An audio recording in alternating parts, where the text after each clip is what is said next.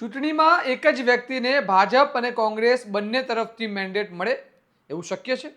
સામાન્ય રીતે તો નહીં, પરંતુ રાજકારણમાં અશક્ય કહેવાતું પણ ક્યારેય હકીકત બની જાય છે. અને એવી જ એક હેરાન કરી નાખે તેવી ઘટના બનતી જોવા મળી છે વાવ થરાદમાં. જ્યાં એક ઉમેદવારે પહેલું કોંગ્રેસમાંથી મેન્ડેટ મળ્યું અને પછી એ જ દિવસે ભાજપમાં જઈને એ જ સીટ પરથી ફોર્મ ભર્યું છે. હવે આ રાજકારણ છે કે રમૂજ, એ સમજવું જ મુશ્કેલ બની ગયું છે. આવો વિગતે વાત કરીએ સમગ્ર મામલા વિશે આ અહેવાલમાં. નમસ્કાર, હું છું ચિરાગ વર્ષાબેન. આપ જોઈ રહ્યા છો સ્વમાન. સ્થાનિક સ્વરાજ્યની ચૂંટણી માટે આજે ઉમેદવારી ફોર્મ ભરવાનો છેલ્લો દિવસ હતો અને આ અંતિમ ક્ષણોમાં જ થરાદ જિલ્લા પંચાયતની ભોરલ બેઠક પર એવો વળાંક આવ્યો કે ચૂંટણીનો આખો ખેલ જ બદલાઈ ગયો.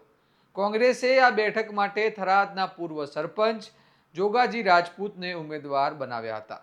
તેઓ આવ્યા, નિયમ મુજબ મેન્ડેટ મેળવ્યું, બધું સામાન્ય લાગતું હતું, પણ પછી અચાનક આખી કહાની પલટાઈ ગઈ.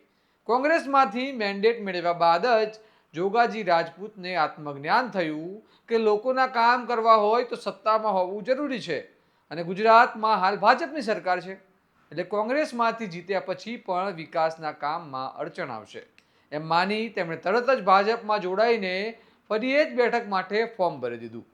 અને જોગાજી રાજપૂત હવે જીતી જશે તો ભાજપ તરફથી જિલ્લા પંચાયતના સભ્ય બનવા જઈ રહ્યા છે.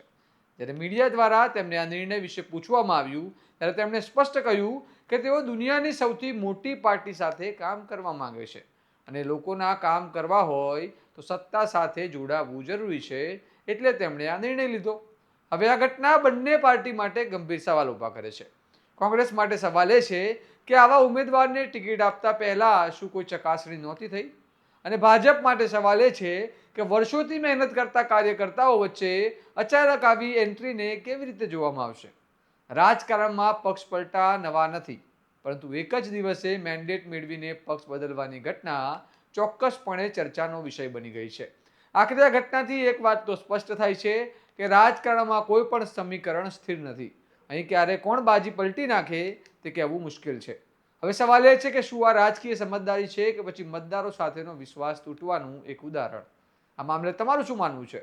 અમને કમેન્ટમાં જણાવો અને આવા જ વિશ્લેષણાત્મક અહેવાલ માટે સ્વમાનને લાઇક, શેર અને સબસ્ક્રાઇબ કરવાનું ભૂલતા નહીં. નમસ્કાર.